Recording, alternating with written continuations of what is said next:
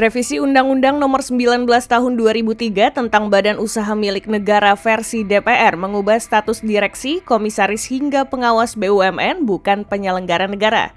Kebijakan khusus mengenai status kepegawaian ini tertuang di Pasal 3 RUU BUMN.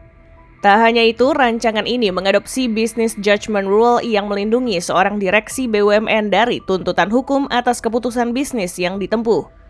Adapun Wakil Ketua Komisi Pemberantasan Korupsi Fitroh Roh Cahyanto mendukung wacana aturan baru itu.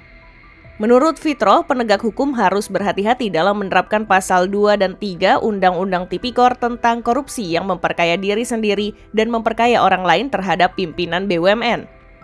Saya termasuk yang sepakat harus benar-benar hati-hati dalam menerapkan pasal 2 atau 3 khususnya dalam bisnis. Harus benar-benar ada niat jahat dan bukan sekedar asal rugi menjadi korupsi, sebagaimana pernah saya sampaikan dalam Fit and Proper Test. Ujar Fitroh kepada bisnis Minggu 2 Februari 2025. Di sisi lain, Koordinator Masyarakat Anti Korupsi Indonesia Boyamin Saiman mengatakan revisi Undang-Undang BUMN merupakan langkah mundur dari pemerintahan Prabowo Gibran.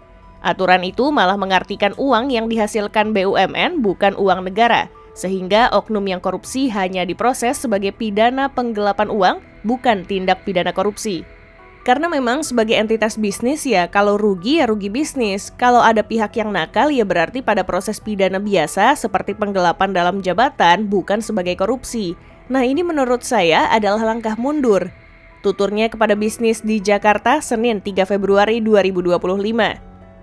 Untuk diketahui, KPK mencatat ada 181 perkara terkait BUMN dan BUMD sepanjang 2004 hingga 2024. Pada tahun 2024, BUMN mencetak rekor tertinggi dari 20 tahun terakhir dengan terjeratnya 38 pegawai dalam kasus korupsi.